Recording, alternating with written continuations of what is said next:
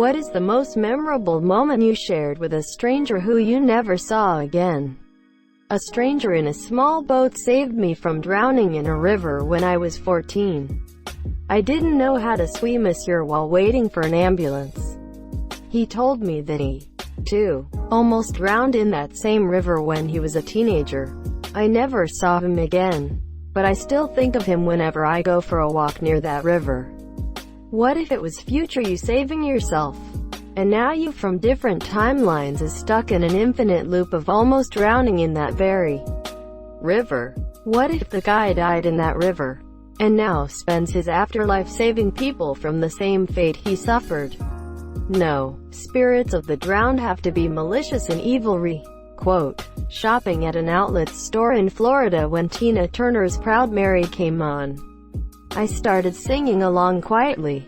There was a big male employee stocking shelves nearby and he started to sing the Ike parts while I sang the Tina parts. It was magical. I was, at all places, a Jimmy Buffett concert, kinda buzzing, and was walking down to get another beer. Beautiful hippie girl glides up and says, "Hey, can I get a smoke?" Quote, so I give her a smoke, light it for her, and she gives me one of the most perfect kisses I had ever had. You know, you're a beautiful person all over, and she glides away. At that time in my life I had big-time self-esteem issues. That little interaction was what began to turn the whole thing in a positive direction. Similar story. I, 28M, was at it wine tasting, but not like a classy one. Basically just an all-you-can-drink fest. I was hammered and needed to pee, so I left my friends to find the bathroom. Monsieur, this woman, mid-40s, coming out of the hall I was walking into, looked at me, so I smiled and she said, "You're hot. If you weren't gay I would kiss you." I said, "I'm not gay because you know I'm not." We made out. Her friends pulled her away, and I went to pee. That was you, guardian angel, trying to be sneaky. Few years back my wife and I visited Italica, a Roman ruined city a few miles from Seville. The ruins are glorious and we had them to ourselves. So as we emerged from the gladiator gate in the amphitheater, I stalked out into the sunlight, threw out my arms and roared, "Are you not entertained?" It rang off the old seats in a satisfying manner. Turns out we weren't alone. I spun to find a Japanese tourist staring at me in wonder, who then grinned nervously, snapped a picture, and gave me a thumbs up. You must have felt so powerful in that moment. My wife and I went to Hawaii on our honeymoon. We were at Volcano National Park overlooking the craters. There was an older gentleman near us admiring the view. We were waiting for a guided tour to start for one of the lava tubes or something. A car pulled up with a family with a young child who was crying and whining and throwing a fit about something as they opened the door, making a scene. We looked back and so did the older gentleman. He says, quietly, "Oh good, the sacrifice is here," and kind of meanders off. My wife was appalled. I laughed, and still laugh about it. When I went traveling on my first solo trip, I was on a cable cart going up to the Great Wall of China and was sat with some other random guy. Our cart got stuck for over 3 hours and he was such a lovely person to be stuck with. We chatted the whole time, shared images of family. He comforted me when I was upset. After the second hour I was really worried we would die. The scenery, however, and being suspended in time almost makes it one of the scariest and most memorable moments for me. Got to the top and both went our separate ways and obviously never seen each other again. Me and a friend were on a road trip. We were 19 and inexperienced with all things life. After driving about 500 miles I collided at about 50 miles per hour into a car that jutted out in front of me. We spun around and rolled across the road into a ditch. A moment after escaping the smoke-filled car, it was in flames. The other car was no better and I assumed the driver was dead. No witnesses. First car to drive past was a family driving back from the beach headed to their little vacation cottage nearby. Dad was a flight medic home on leave from Iraq. He checked on the lady in the other car. She wasn't dead. Then checked on us. Handled the firemen and cops when they arrived. Backed up our story that it was the other driver's fault. The family took us to the hospital to get checked out. Then boarded us for the night. Fed us. Took pictures of our wounds to submit to insurance. Next day took us to the junkyard to get my title. And dropped us off at the Greyhound station to go home. We were just kids and were in shock. This family took care of us as if we were their own and handled all my business for me so I didn't get blamed or ripped off by any cops or junkmen or insurance investigators. We did get their name and I think my mom sent them a fruit basket, but I've since forgotten and never spoke to or heard from them again. I was on the metro when it made a sudden stop and an older woman who had been standing was thrown to the ground. I helped her up and asked how she was. She kept saying she was fine, but it was a bad spill and I was a bit concerned. I wanted to take her to the emergency room, but she wouldn't have it. I made her a bargain. If she'd let me do a bit of an exam myself, found she was okay to probably spend the night at home, and she let me take her all the way home. We could do that instead. I rode with her to her stop at the end of the line, making light conversation so it would seem like I was just enjoying her company and it was no problem at all, both of which were true. But I wasn't doing it only for the chatting. She really didn't want to inconvenience me. She had such an interesting life. She lived her whole life in the city that I had just moved to.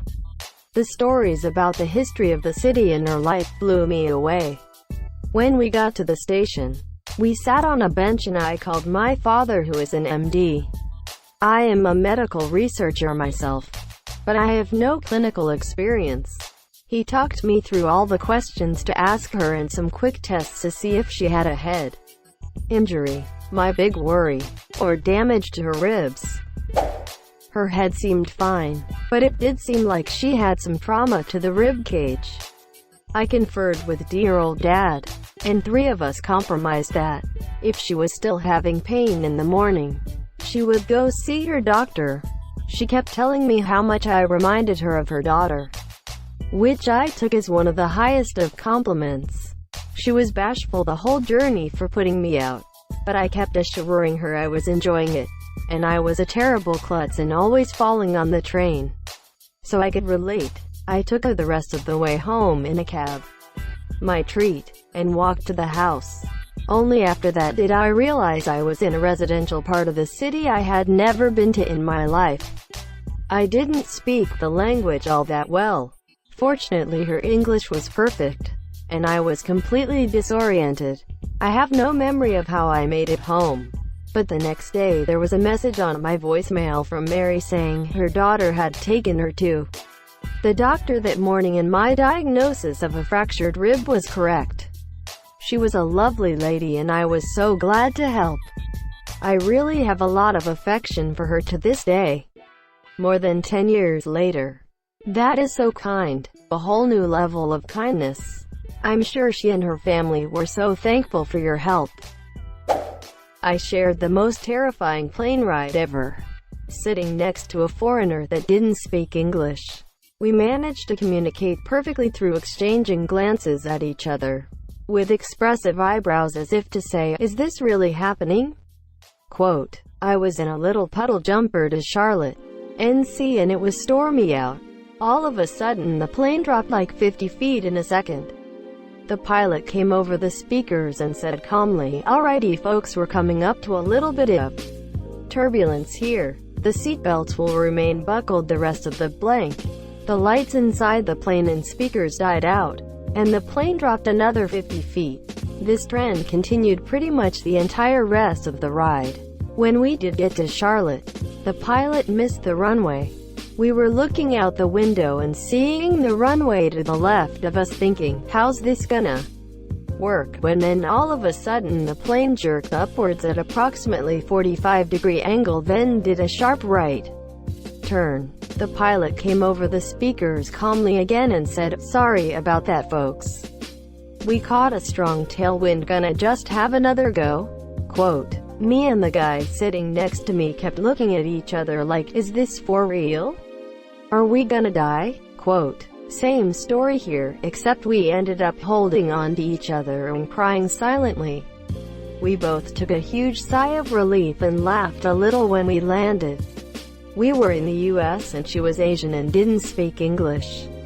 I'll never forget the calm acceptance of knowing I was going to die and being powerless to stop it. We ended up holding on to each other and crying silently. Ah, lol.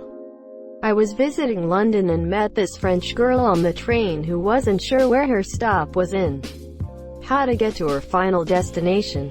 I've lived in English-speaking countries my whole life and have never known anyone who didn't speak English, but somehow we managed to communicate and I rode the train with her to her stop and she gave me the biggest hug before I headed back to where I was going originally. When I arrived in Germany for study abroad, I was jet-lagged and distressed on a train platform because I was unsure if I was in the right place. A little old German man who spoke no English saw me panicking and looked at my ticket, walked me to the right platform, waited for the train, and helped me load my bag. It was such a relief.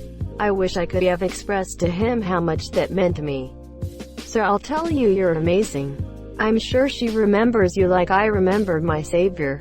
When I was fishing, a stranger nearby saw that I wasn't having any luck, so he let me reel in the next fish he caught, which was a 22-inch catfish.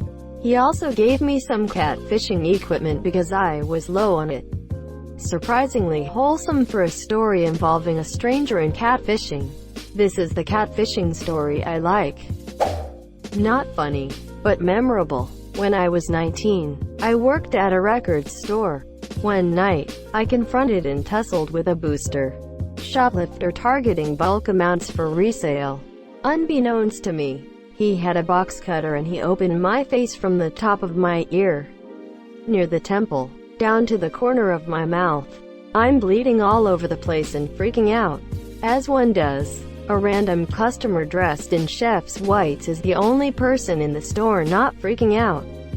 He takes me calmly to the employee bathroom, applies a wet compress to my face, and just talks to me very nicely, keeping me as relaxed as possible, until the ambulance and police arrived. I'll never forget that guy's kindness and composed demeanor. Never got his name and never saw him again. Chefs keep it together under pressure, and have seen a lot of cuts and burns. I'm glad you had someone around who could keep their cool and help you. Thank you so much for watching and have a good day.